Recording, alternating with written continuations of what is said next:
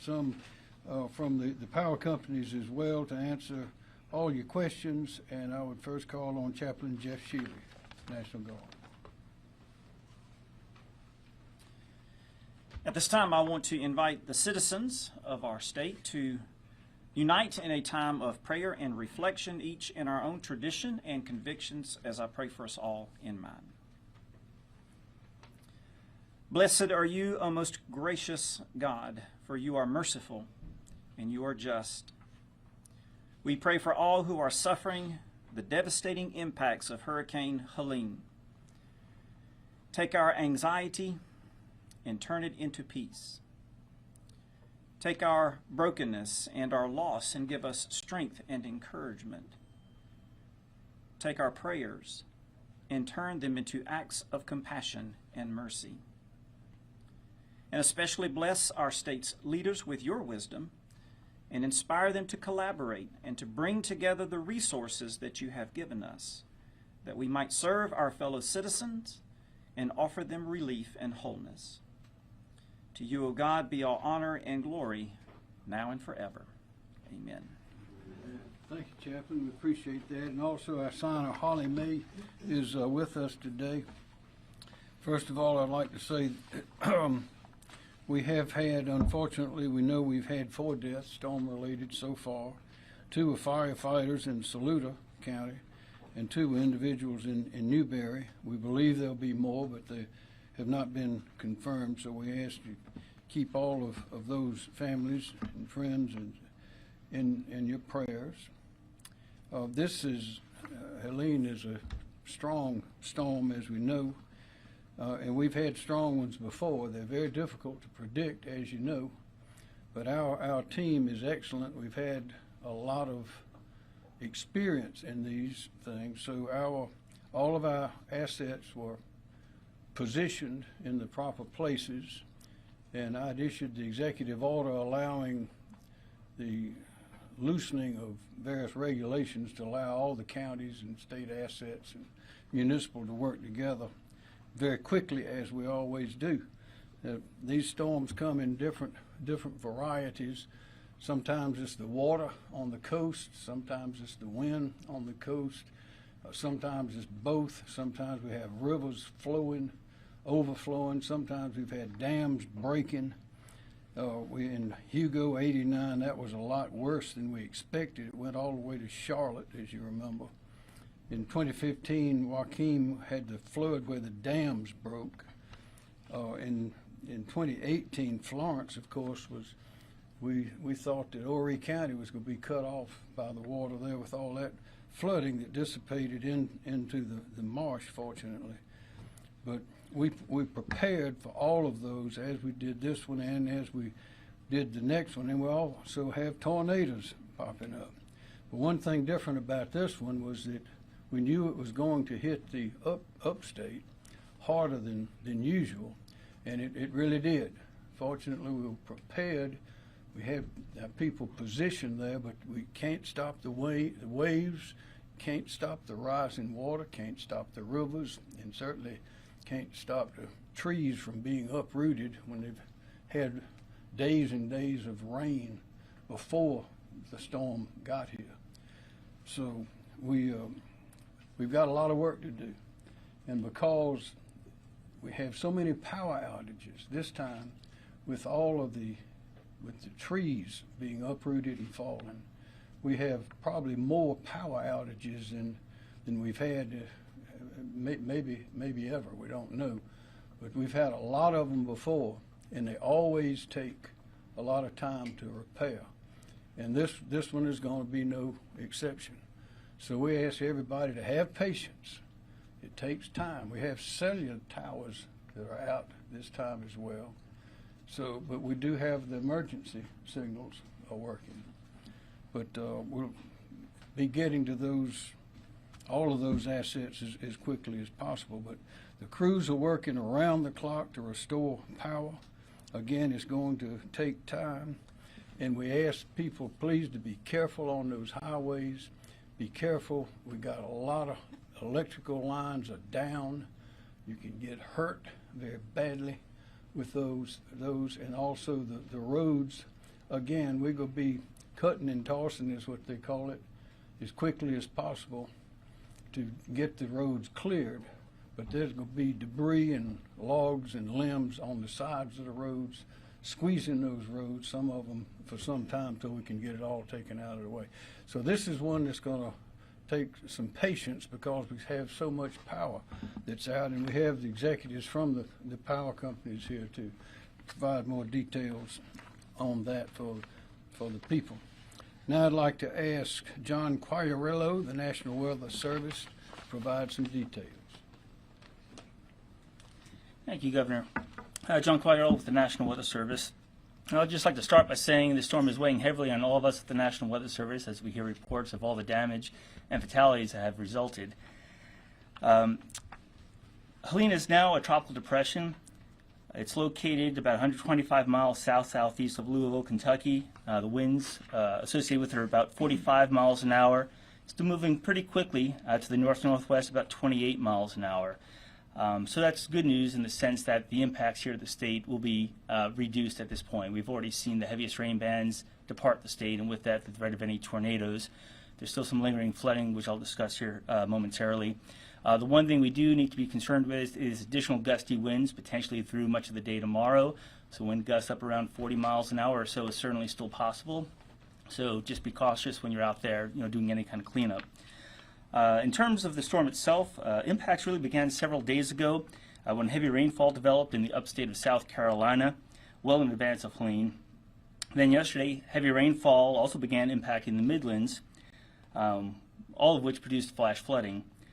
This flooding was only made worse when the heavy rainfall associated with Helene's rain bands overspread the area overnight. Rainfall totals have exceeded 15 inches in some parts of Oconee, Greenville, and Pickens counties. Farther east into the Midlands, rainfall amounts have been as high as 10 to 15 inches. All this water is now impacting area rivers in the upstate and Midlands, resulting in moderate to major river flooding. Major flooding is now ongoing or forecast to occur on the Saluda River above Old Easley Road in Greenville, the Broad River near the North Carolina border, the Broad River at Carolina Eastman, Watery River at Lake Watery Dam, and Stevens Creek near Modoc. These rivers should all crest tonight or over the weekend. The intensity of Helene at landfall, combined with its extensive wind fields and very fast movement, allowed tropical storm force winds to penetrate far inland, overspreading most of the state. Widespread wind gusts of 50 to 75 miles an hour occurred overnight into this morning, downing trees and power lines across much of the state. Some of the highest wind totals include 75 miles per hour in Beaufort, 72 miles an hour in Aiken and at the Anderson County Airport, 67 miles per hour at Columbia Metropolitan Airport, 66 miles an hour at Folly Beach, and 63 miles an hour at Charleston Airport. And also a wind gust just across the state line in Augusta, Georgia, reached an impressive 82 miles an hour earlier this morning. There were likely many tornadoes east of I-20 since yesterday, and in fact, the National Weather Service issued 63 tornado warnings statewide. It's unknown how many tornadoes actually occurred, however. The National Weather Service will have survey teams out over the next several days assessing the damage, but it will be difficult as there were overlapping tornado tracks, so we had multiple tornadoes keep moving across the same area potentially. And it's also going to be hard to determine whether damage that we see out there is a result of just the strong tropical storm force wind gusts or if it was an actual tornado. So that's going to take some work and investigating on our part. And then finally, we'd urge everyone to use caution while cleaning up and recovering from the storm.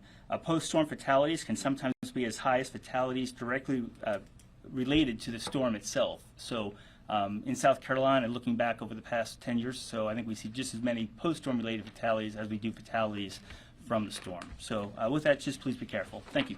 Thank you, John. Secretary Powell. Governor, SCDOT has been actively responding to Helene. We have 2,300 employees that are currently working on 24-hour operations that began at 8 a.m. yesterday. As the winds were at Tropical Force Storm, we had to suspend operations as that was going on. So our crews, as soon as the winds have gotten down past Tropical Storm mode, force winds have been going out and beginning the cut and toss operation to start clearing roadways. Our priority will be focused first on our interstate corridors. Then second priority will be critical corridors like where a hospital is located. Then we'll start looking at the primary routes. That's a U.S. route like a U.S. 29 or SC 81. And then we'll start working on the neighborhood streets. Trees that are entangled in power lines, we will have to wait to our friends in the utility industry to help us get those power lines disentangled from the trees, and then we can kind of work on those roads from there. We expect this to be a multi-day operation. We, in advance of the storm, moved 9 crews into the upstate. We are preparing now to move an additional 7 crews, and we'll continue to evaluate that as we get a better sense of the damages. We also have 30 contractor debris removal crews that are coming on the ground as well to help expedite that cut and toss operation. We ask residents to limit their travel during this time, but also to have patience as we do this operation with our partners in the utilities and local governments at DOT.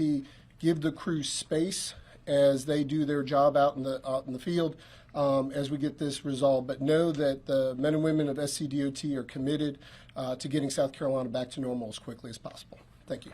Thanks, Secretary Powell. Director Kim Stinson, the South Carolina Emergency Management Division. Thank you, sir. Kim Stenson, State Emergency Management Division. The State Emergency Operations Center is at OPCON 1, which is our highest readiness state. Priorities here at the State Emergency Operations Center are maintaining communications, road clearing, and power restoration. We have deployed some of our regional personnel to assist with authorities, and that will be increased as we move into the next 24-hour period. We continue to closely coordinate with county emergency management officials and began conference calls earlier this week to identify any unmet needs. Currently, there's 11 counties at operating condition 1, which is the highest level of alert, 23 at operating condition 2, which is an enhanced level of awareness, and 12 at OPCON 3, which is steady state. County primary focus currently includes search and rescue operations, possible local evacuations, sheltering, communications restoration, and road clearing. We do not have right now currently definitive damage assessment data. That's being done now, but almost all counties are reporting trees blocking roads, power lines down, and residential damage. And they're just able today, probably around noon or so, to get out into many of those areas to just start to look and survey the damage. So it's going to take some time to do that. We do have communications with all 46 counties from here.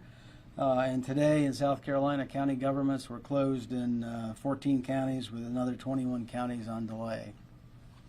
In the logistics area, we have our general logistics, transportation, and commodities contracts on standby. We've had so far 72 logistics requests, of which 25 have been completed and 47 are in progress. And the requests range from shelter support to debris clearance. We're also requesting search and rescue teams from both the federal government and from other states under the Emergency Management Assistance Compact. On the federal side, we have an embedded federal FEMA liaison officer here at the State Emergency Operations Center, and our federal coordinating officer for this particular event is en route to this area. Request for federal emergency declaration for direct federal assistance and emergency protective measures, which allows limited reimbursement short of a major disaster declaration, was approved last night.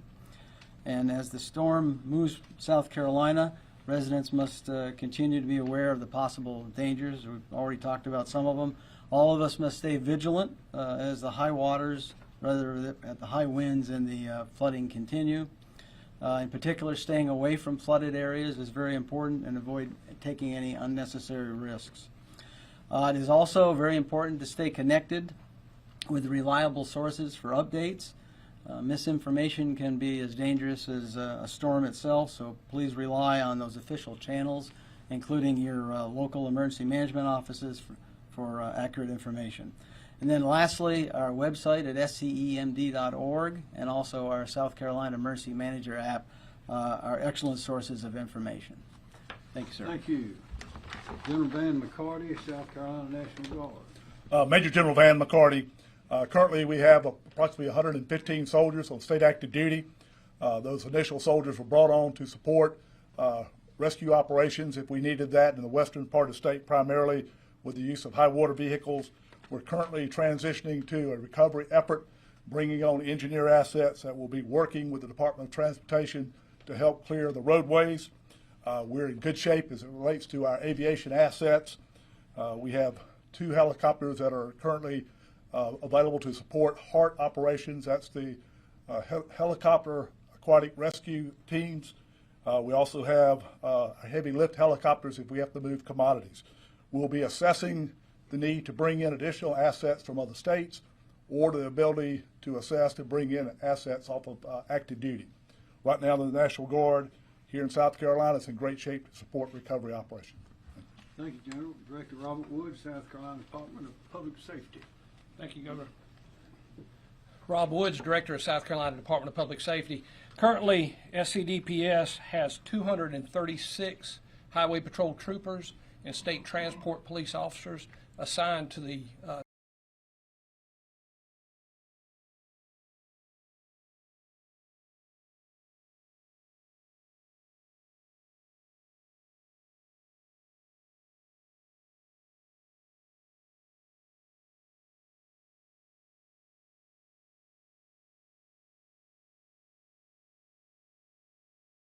$6 p.m. last night till 6 a.m. this morning. We had 1,279 calls for service, and again, the vast majority of those were either collisions or trees in the roadway. That compares to 519 during the same period of time last year. I just want to leave you with a couple of traffic safety recommendations as we move forward. Of course, where there is flooding, avoid going across flooded roadways. Look out for downed trees and power lines. Don't drive around barricades where you see barricades that have been positioned. And then lastly, of course, we've got a lot of traffic signals with the power being out that are not working. If you come up on a traffic signal that's not working, treat that just like you would a four-way stop. So if you're coming up on a four-way stop at a stop sign, you'd yield to the driver on the right. If you don't have any questions, Governor, that's all I have. Thanks, sir. Chief Mark Keel, SLED. SLED Chief Mark Keel. All of our regional captains have been in contact with our sheriffs throughout the state to determine if there were any needs that they may have for law enforcement support. The PD Low Country, Midlands, and Piedmont captains have reported what we already know, power outages and trees down and power out throughout the state. We currently have 15 officers assigned in ESF 13, have 15 officers assigned that are assisting law enforcement. Those are in Aiken County, Lancaster County, and here in Richland County. We have also have aviation unit that will be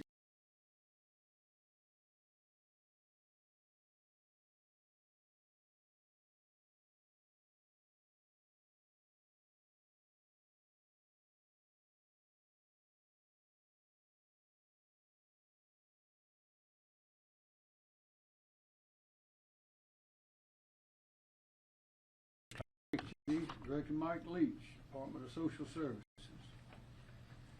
Good afternoon, Governor. Mike Leach, Department of Social Services. Our mass care teams, county emergency teams, volunteer organizations, partners such as Red Cross and Salvation Army are working side by side with our counties to support shelters for those displaced by the storm. Our agency is continuing to support our everyday mission for South Carolina's most vulnerable populations. Currently, South Carolina has 6 open shelters, 1 shelter in Lawrence County, 1 in Orangeburg County, 1 in Oconee County, 1 in Pickens County, 1 in Saluda County, and 1 in Spartanburg County. We are prepared to open more locations at county requests as they assess damages to people's homes and find displaced populations. Likely there will be additional shelters opening over the next 24 to 48 hours, so please check with your local emergency managers or go to www.scemd.org or download the SC Emergency Manager app to find a location near you. We do have a few counties who are in the process of identifying locations to support affected citizens by power outages, so please check back on the SCEMD's website when they do open. Thank you. Thank you, Michael Leach. State Fire Marshal Jonathan Jones. Good afternoon, State Fire Marshal Jonathan Jones. All 6 of our South Carolina urban search and rescue teams are currently operating in the upstate. Our firefighter mobilization system, which is a statewide mutual aid system, has filled requests for swift water rescue teams in upstate counties. And we're also working to fill resource requests for additional fire engines and crews to supplement local fire departments in upstate counties. We've requested, as Director Stinson mentioned, additional urban search and rescue teams from other states through the Emergency Management Assistance Compact and through the federal urban search and rescue system through FEMA. As General McCarty mentioned, we have 2 of our helicopter aquatic rescue team crews of rescuers that are activated and prepared to respond with our National Guard partners for helicopter rescue should those resources be needed. Our incident support team out at State Fire is fully activated and helping to manage and coordinate search and rescue resources across the state as those issues arise and requests are processed. And as we're experiencing large areas with power loss, I want to share some important information about generator safety and candle safety. First of all, and I can't reiterate this enough, never run a generator inside your home. If you're using a portable generator, please make sure that you have either battery operated or battery backed up carbon monoxide alarms in your home. Before refueling a generator, please shut down the generator and allow it to cool. And make sure that you keep the generator at least 20 feet from doors, windows, and vent openings, because carbon monoxide can make its way into the home even when the generator is outside if it's near openings into your home. Never use a generator in an attached garage, because again, carbon monoxide can build up and work its way from the attached garage into your home. If you're going to use candles for auxiliary lighting, first of all, make sure you check your smoke alarms before lighting any candles and make sure that those smoke alarms are working. Never leave those candles unattended. Consider using battery-operated flameless candles or flashlights for emergency lighting, and make sure that if you use candles, you place them in a sturdy candle holder on a flat surface to prevent any type of fire. Thank you. Thank you, Chief. Director Andrew Bateman, Office of Regulatory Staff. Thank you, Governor. Andrew Bateman, South Carolina Office of Regulatory Staff. This was a large storm with significant amounts of rain and wind. As of earlier this afternoon, the state had approximately 1.25 million power outages. The top 3 counties in the state for power outages were Greenville, Spartanburg, and Lexington. The South Carolina Office of Regulatory Staff is actively working with other state agencies and utilities in the state in an effort to effectively and quickly and safely restore power. Thank you, Governor McMaster. Thank you. President Keller Kassam, Dominion and Energy. Keller Kassam, Dominion Energy. This hurricane was different than most. Most of them go up the Atlantic. They put all the energy out into the Atlantic, and all the rain comes in from the coast. This one unbelievably went up. It was supposed to go through Atlanta, the eye. It came closer to Augusta. It threw all of its energy to the east, and that's why we have the number of outages that we have, mainly from shear force winds, taking down trees, and causing structural damage. I have to say to my fellow South Carolinians, do not go near a down power line. In addition to that, if you're not experienced with a chainsaw, don't use it. If you go to cut trees that are caught up in telecommunications or power lines, they're under tension. And when you take that weight off and cutting that tree, it will spring back, and it has the potential to kill you. So please stay away from that. If you have a down power line, make sure you call us and we will handle it. 386,000 customers out on the Dominion Energy system. It is the same number and approaches the number we had out with Hurricane Hugo, that famous hurricane. Now we have more customers now, and the damage is not as intense. We've got 4 helicopters that are up in the air. 2 of them have the long saws on them, so we'll work transmission first, because there's no need to, we'll focus on distribution, but we work transmission first. We have to get it energized. Then we can bring power to the substations in your neighborhood and then get your distribution going from there. You will be frustrated as this goes. Tomorrow it's going to be 86 degrees and clear. And you're going to say, why can't I watch the football game? Why can't I go out and my life get back to normal? And life's not going to be back to normal until probably the middle of next week from a power standpoint, just because of the sheer damage that we have. We have 465 off-system crews combined with 2,000 native crews that are out there working, and we are bringing more crews on now as we speak. We're getting them from Alabama, we're getting them from Mississippi, and I assure you we will not stop working until the very last South Carolinian has their power restored. And Governor brought it up. Calls from the Governor's office. The first call I got this morning was from Secretary Powell with DOT, Robert Woods with Highway Patrol, the National Guard. This is Team South Carolina coming together in order to work together.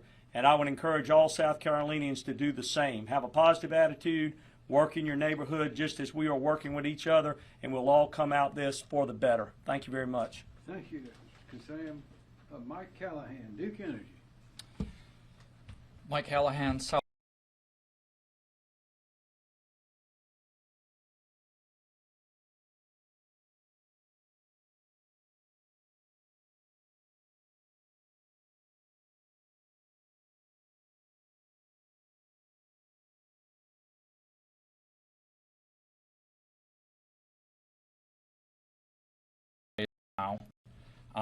We have about 11,000 skilled workers on the system ready to work. We have damage assessors, tree crews, and line technicians from 18 different states and as far away as Canada prepared to respond to these outages.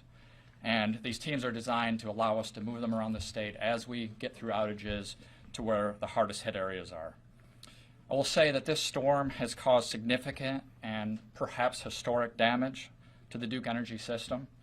In counties like Greenville, Spartanburg, and Anderson, we had nearly 100% of our customers that experienced an outage.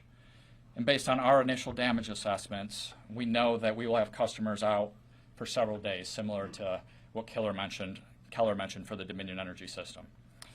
As of noon today, we had about 633,000 customers still without power, but we have already begun those restorations and have gotten ahead of 77,000 customers already restored as the system has moved out and as it allows us to do so safely.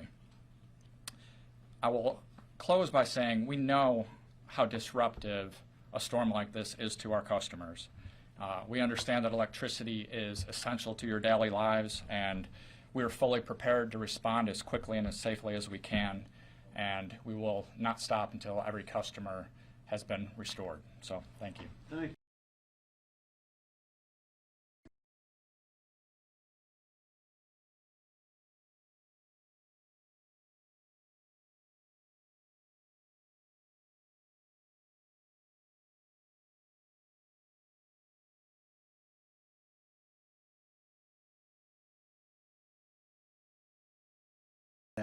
We started preparing for this storm earlier this week, began bringing in additional crews from out of state to help us, and we deployed those folks throughout the system.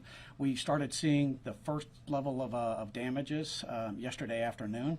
We were able to deploy our crews, and they worked overnight safely and continued to restore service. But just to give you an idea of where we are from a generating perspective, all of our generating units are working the way that we expected to.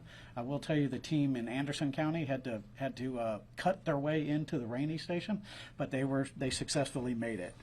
On the transmission front, you all know that Santee Cooper has a very extensive electric transmission system throughout the state. It's what enables us to serve municipalities and mostly the cooperatives in the state.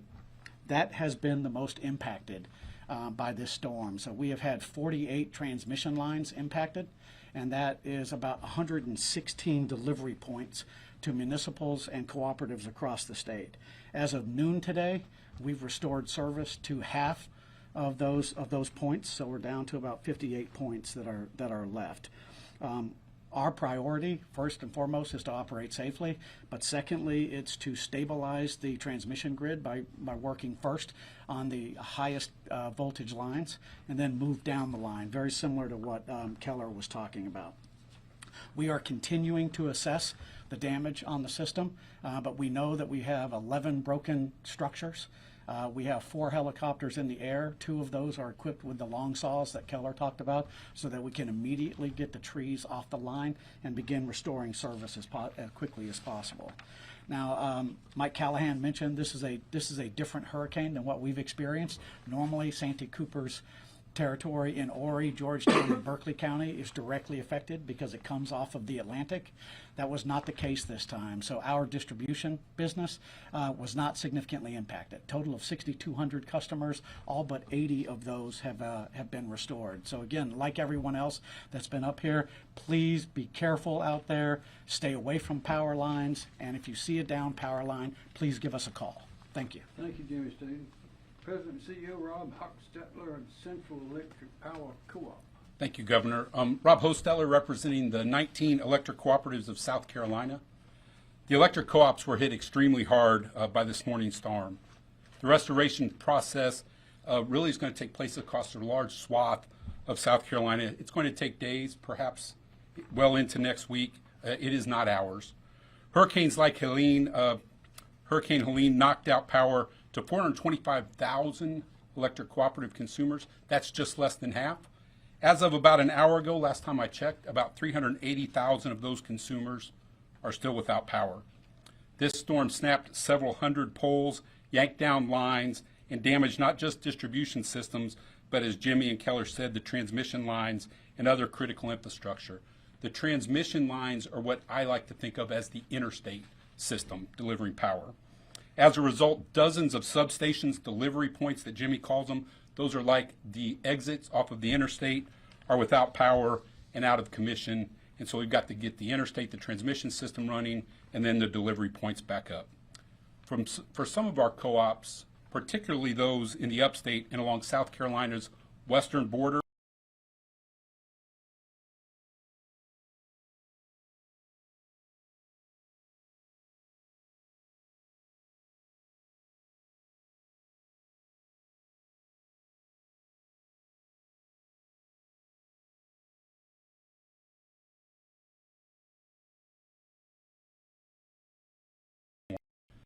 we're in the early process of assessing the damage, but it's substantial. It's bad. We are still early in the process, but we have co-op crews working across the state to restore power. We've called in help from places across the country, mostly in the southeast.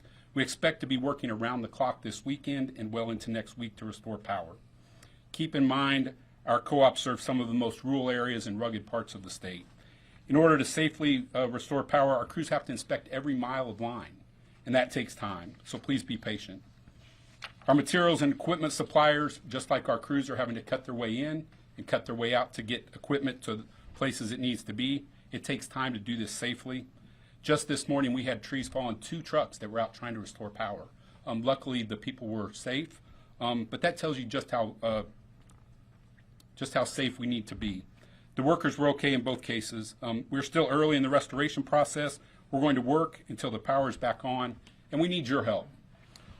Please be patient. Please be understanding with the folks that are out working.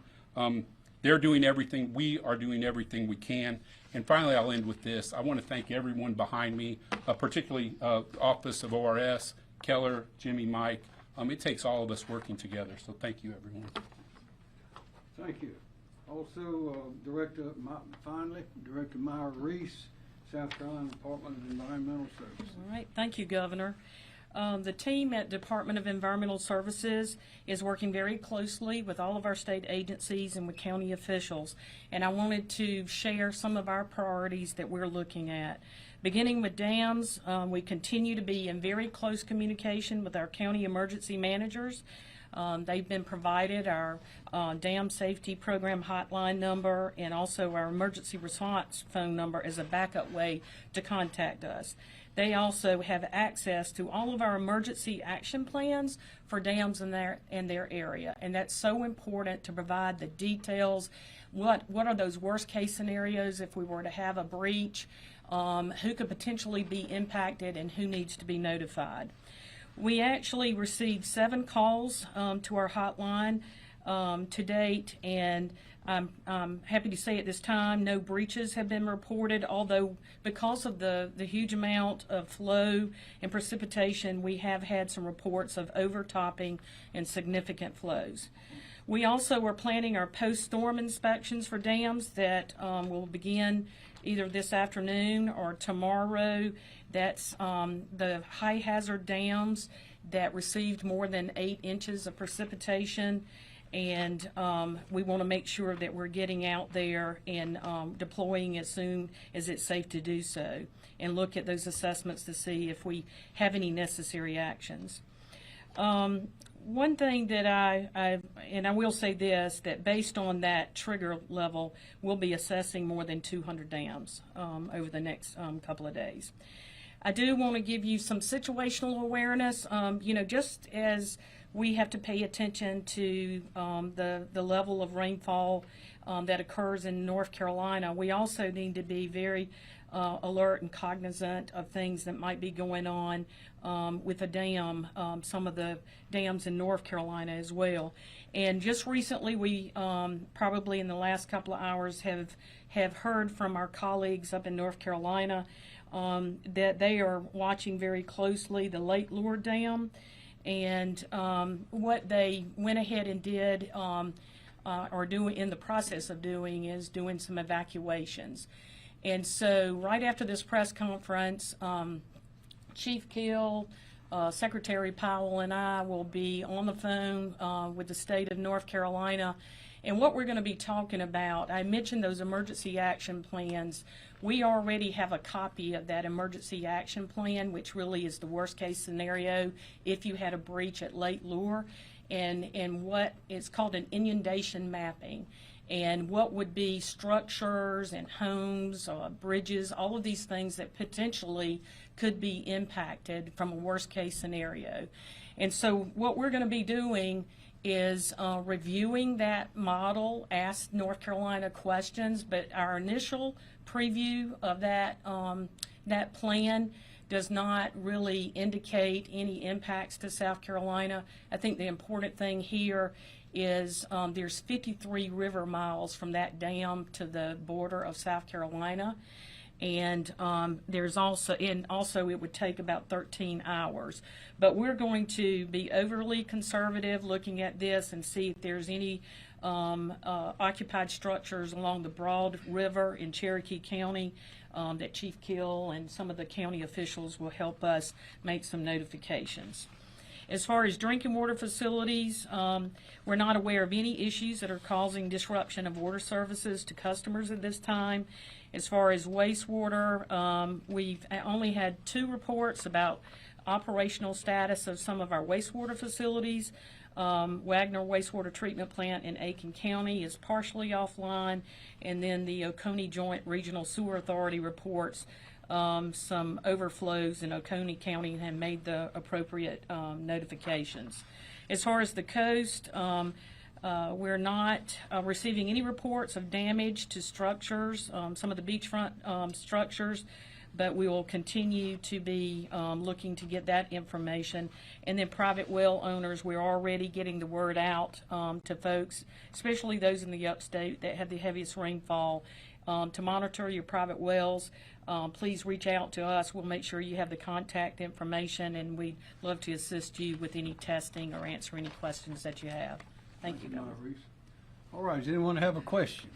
Governor, Sir. do you have an estimate of when you think all power should be restored in South Carolina? I'm sure someone can give a general estimate, but we know that it's going to be a while. And this hurricane, we're not talking about houses being washed into the ocean or thrown back into the creek and all that sort of stuff. This is something different. This is power lines down in a part of the state that we usually don't have this kind of weather. It's unusual, Governor. You would think by midweek we'd like to be able to have power back to everybody that can have power midweek of next week. Now, when I say have power, you bring up a great point. If your weatherhead, your service going to your house, has been pulled off your house because of a tree, and it's the service line going to your house, you need to call a qualified electrician to come back and repair that weatherhead as well as your meter can, and then we'll come back and put your line up.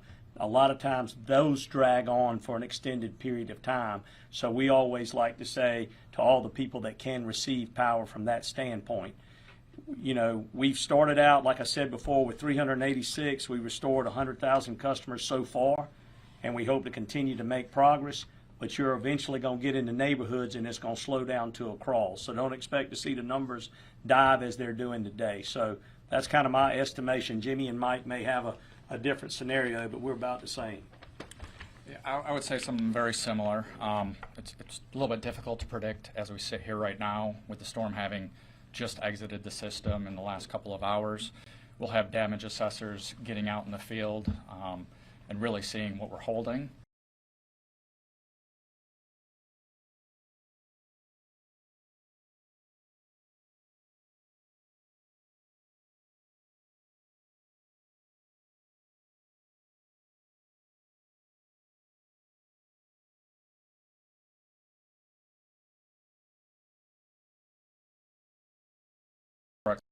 Of damage in the upstate. We're not used to, for the Duke Energy Service territories, the PD, we often get storms of this magnitude. In the upstate, our customers there do not typically face this kind of damage, so it will take several days. And obviously, I would reiterate the same thing. We're a little bit different in that the damage to our system was was mostly on our transmission system, and so we are working collaboratively with Rob Hostetler and the co-ops in the state because we need to, as we restore those transmission lines, we need to do it in a thoughtful way and a safe way so that we know that the cooperatives are ready for that energy at that point in time. So we're going to work very closely with them. It's a very meticulous process, and so we too expect it's going to be a multi-day event. Yes, sir. I would just add one thing. That's an exceptional question, hard to answer until you've done your assessment. And so we're all in the assessment phase right now. And with the amount of trees that are down, it's hard to get the assessment done. But know that that's what we're working on as we're trying to restore power, is get an assessment, and probably a better question for a later time. Next question. On the power front, is there any concern? I know you've got crews coming in from out of state in different areas, but is there any concern on supplies as far as replacement components, transmission line, anything like that? Is that something you folks stockpile for a situation like this, or do you have to bring those in? We do. We have what we call our storm kits. And so we go ahead and they're palletized. They're in our storeroom. They're set off to the side. We plan for this 365 days out of the year. And so they are quickly put on, has the very common fuses, wire, repair fittings, the whole 9 yards. They're already palletized, put on the 18-wheelers, head out of Columbia from our main storeroom and go to all of the crew quarters that we have throughout South Carolina. That's just experience that we've gained, and that really helps us from that standpoint. So not concerned about material at this point. And I would say the same for Duke Energy. You know, when we come into hurricane season, we know it's likely we're going to get hit somewhere, and so we make sure that we have the materials and supplies that we need to respond to that. And at this point, not aware of any issues, but we'll continue to keep people posted. Same story. We have the material, all the material that we need.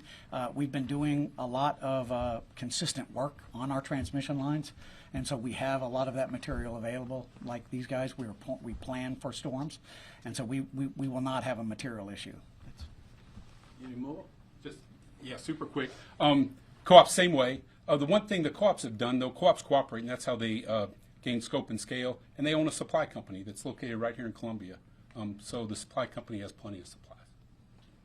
Next question. Governor, do you have any more details on you mentioned the 4 deaths, but exactly the situation surrounding those deaths? As far as we're able to tell at this point, all 4 deaths are traffic related. Of course, you know, there's still investigations that are ongoing with regard to those, but we're confident in saying they were traffic related.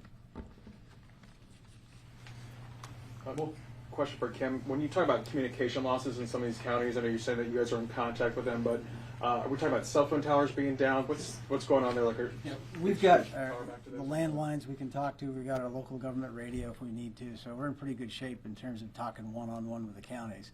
But internally, many of the cell towers lacking power, the generators in some cases where they have them, you know, potentially could need to be refilled and that sort of thing. So there's certain issues there, but we're getting there, I think. Are any counties cut off essentially? No, I don't think so. What about hospitals? When we talk about energy and power, obviously they have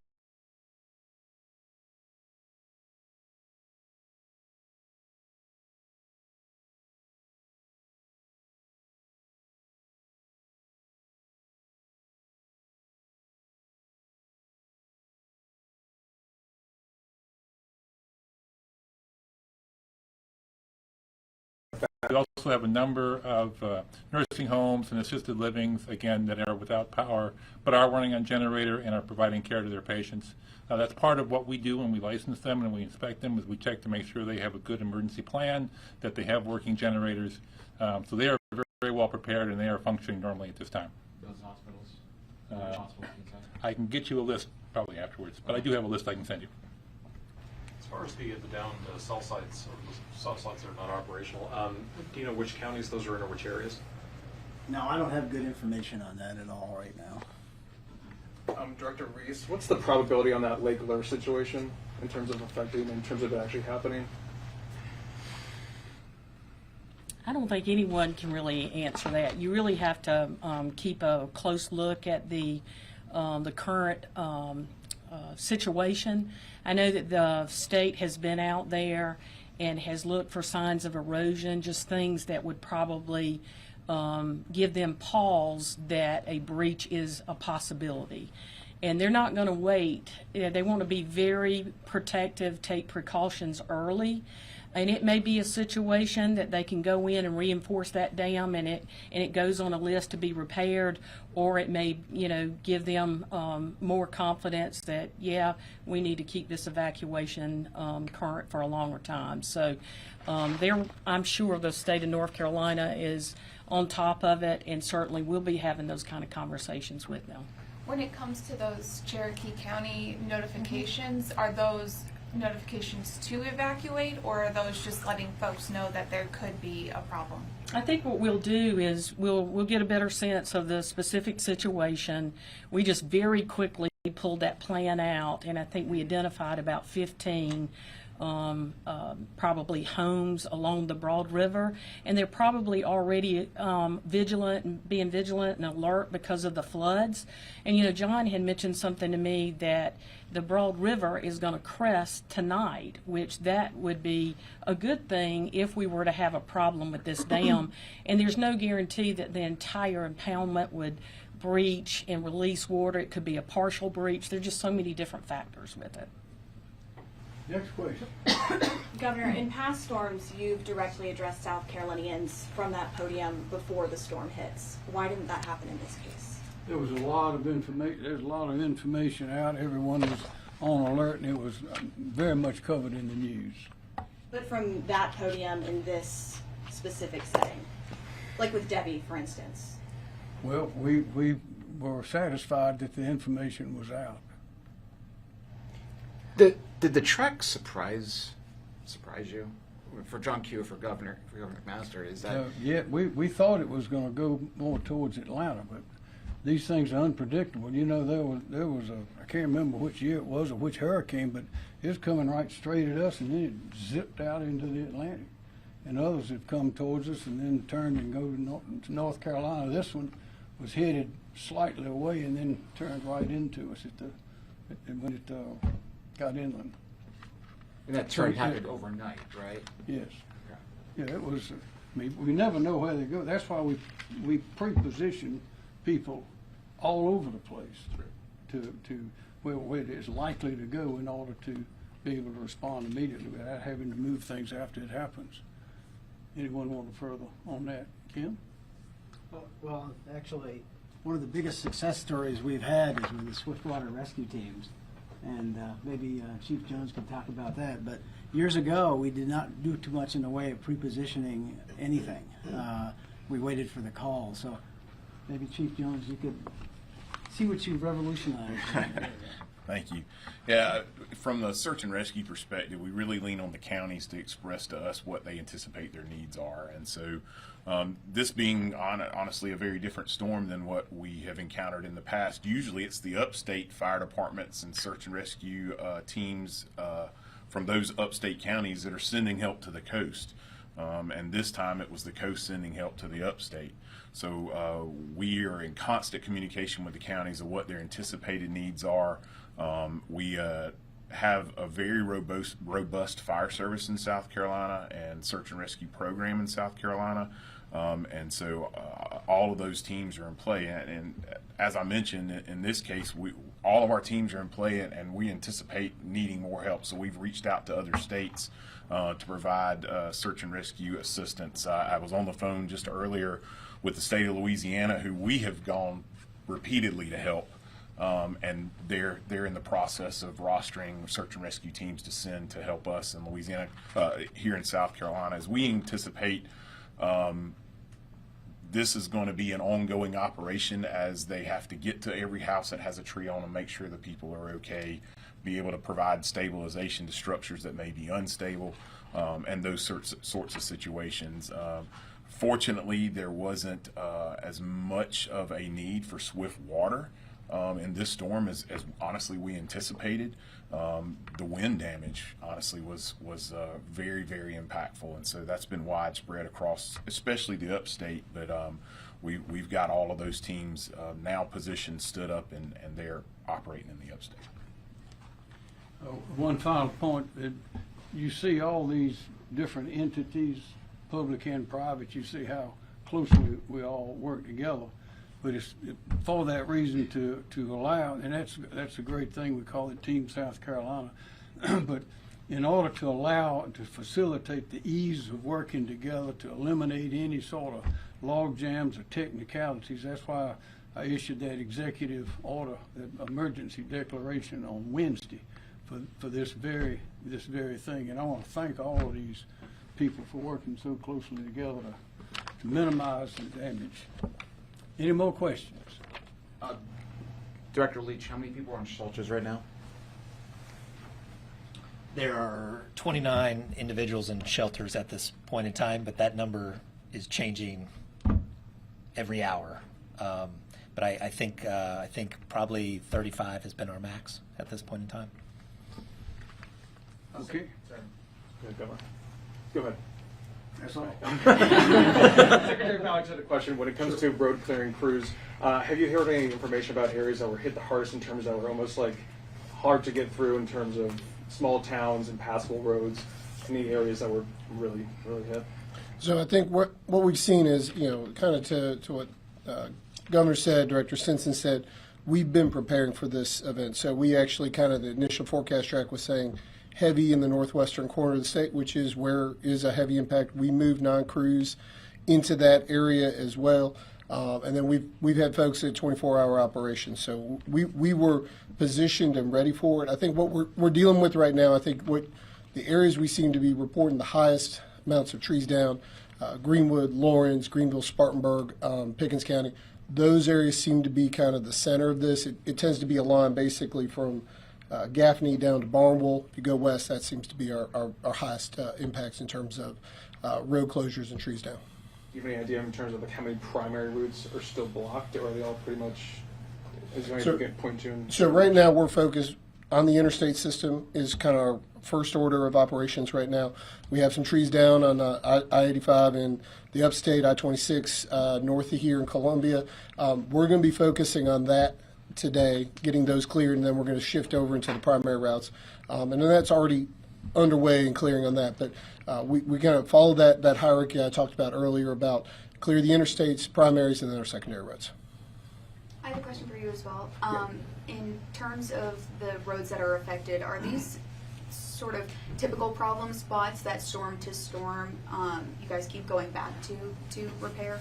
So what I would say is this storm is a lot of tree debris in the roadway. So it's not road washouts necessarily we're having or bridges that are having issues. So it's been much more of this, and I would say based on what we've heard from our power partners, we use the power company outages to track where we know we have issues on the roadway. This is an unprecedented amount of debris on the roadway, so we're going to be working at it. But it is kind of across the upstate region. In general, are there efforts to continue to improve quality of roads for other storms that may have more flooding and damage like that, not debris? Yeah, in our 10-year plan, obviously when we upgrade a road, we're not building it back as it was, we're building it back better. So particularly on a bridge, we're planning for those flood events so that it's there in the future. So we build that effort to build our infrastructure